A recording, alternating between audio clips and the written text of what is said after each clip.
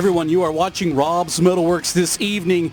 Tonight, we find ourselves here in Austin, Texas, in support of one of the most iconic bands to come out of this city. Brings me great pleasure to welcome Mason Evans of the band Dead Earth Politics. Sir, thank you for having me here in the DEP headquarters. Hey, my pleasure. You're always welcome, my friend. It's been a long time since we've had an opportunity to chat, but what brings us up here is that it's a very special time for the band. The band this fall will be celebrating its 10-year anniversary. Oh yeah, I mean it feels like only 15 or 20, but it's 10. So yeah. We're going to talk about that because you don't hear a lot of bands nowadays who enjoy the success of longevity. Okay, and I know you and I know that being in this industry takes a lot of heart and dedication. But for the fans out there, there's some people out there who want to kind of reminisce and know a little bit more detail of the history of Dead Earth Politics.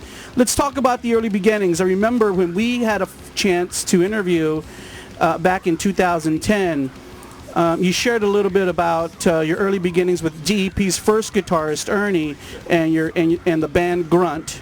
And then eventually that evolved into Dead Earth Politics. So let's talk about looking back at the beginnings of DEP. How do you feel about how the band started and the early work that you did with the band? I was real proud of the early work, but it's all been an evolution really from day one. I think we're all, through various incarnations and various members, we've all been kind of geared and angled towards the same point. So the early work that we did was very different from what we've done now. We've also grown up a lot as individuals and learned a lot more about the business and kind of learned how to move within it, which has been really important. So, for the record, the band started in 2000. Dead Earth Politics began in 2005. Correct. Yeah. And I remember it took some time to get the band's first full-length effort out into the public, and that was the Weight of Poseidon. I think that's... Yeah, that was released in 2010. We released a demo in 2005, Mark the Resistance. Okay. But then it took us, 5 years to kind of figure it out and get that next evolution out, birth that next baby.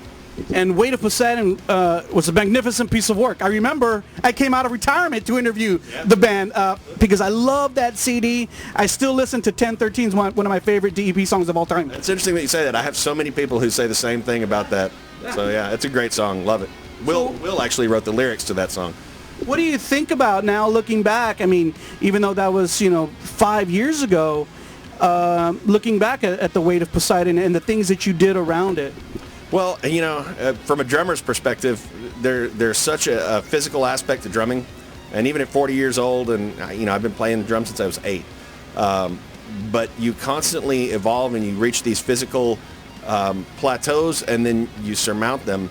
And so, I look back on that record and those songs, and I can remember those times where I was going, okay, physically I was doing as much as I could.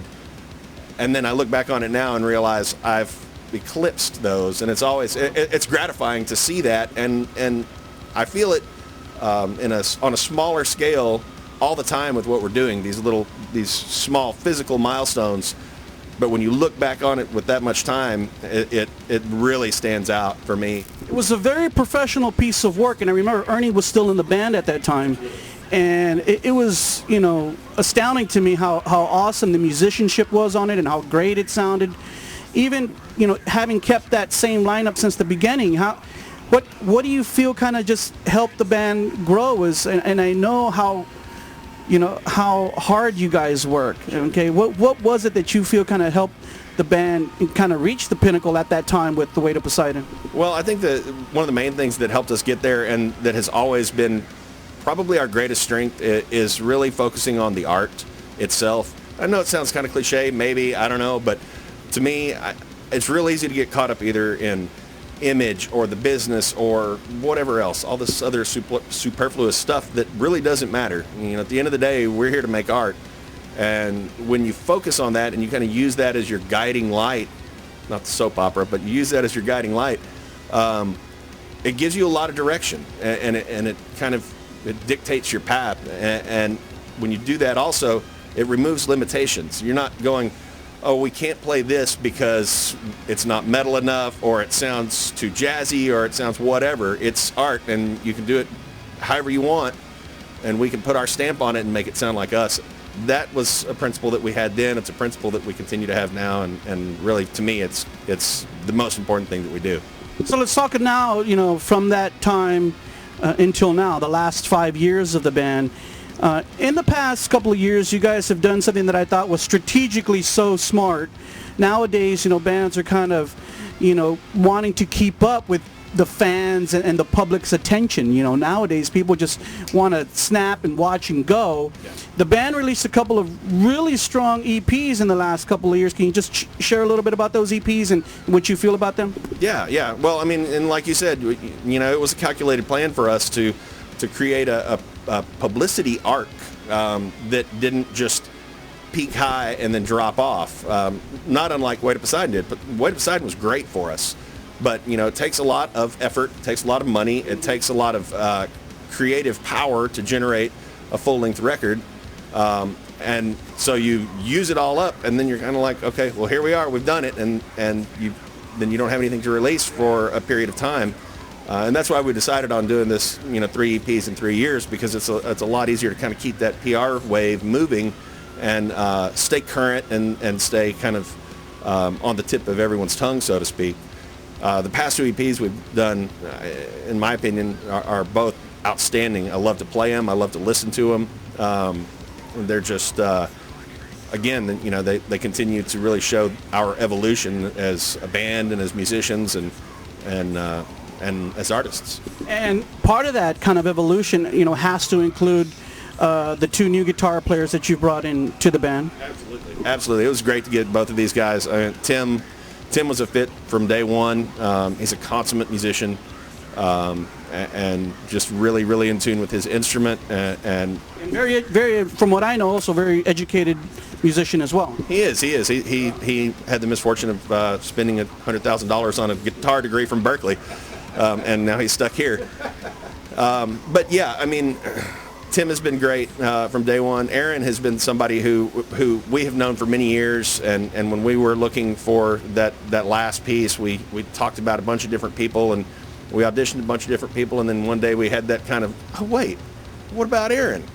And and that's Aaron, formerly singer and guitar player for the band Shrapnel out of Austin too. So I knew when I first found out he was in the band, I knew this guy must really respect Dead Earth Politics and what they're doing in the scene, or else he wouldn't have joined the band.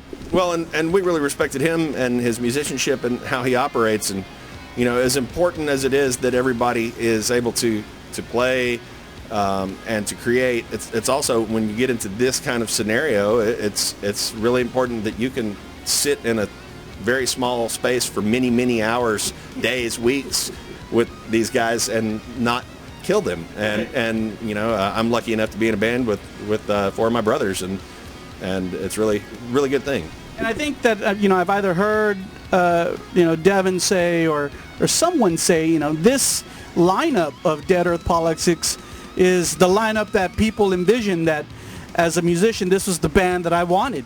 Would you agree with that? I completely agree. One of my goals from day one, starting out many moons ago, was to be in a band where everybody in the band is a better musician than I am, and I found it. And it keeps me challenged, and it keeps me constantly trying to rise to their level. I only get better because I'm trying. I've been in other bands where I'm middle of the pile or I'm top of the pack, and it's just like you don't have as much drive to excel in that scenario. So this fall we have coming up the band's 10-year anniversary. What does that mean for you? How do you feel about that? It's kind of surreal, man. It's hard to believe that this has been 10 years and we're still chipping away at this stone.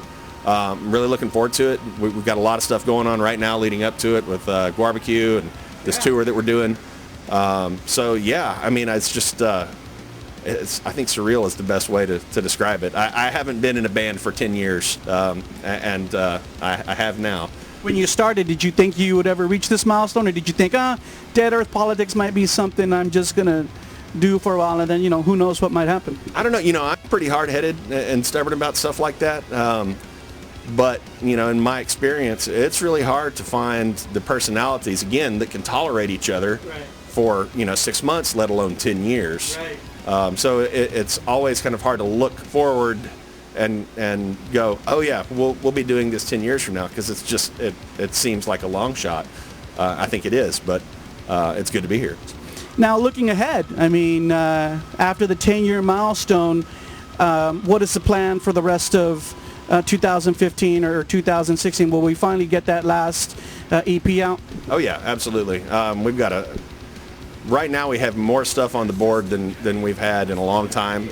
So there's a lot of stuff to pick and choose from for this last EP. It's really going to be a lot of time spent focused on fleshing out the rest of it, so that we can get in the studio and get this third EP out. But, When would you like it out?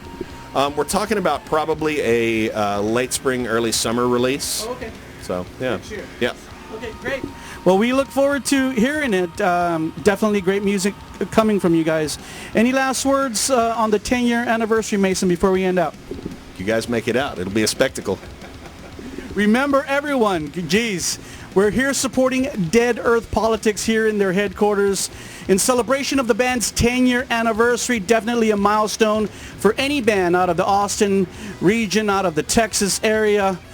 Be sure to look forward to seeing footage and more chats with different members of the band right here on Rob's MetalWorks.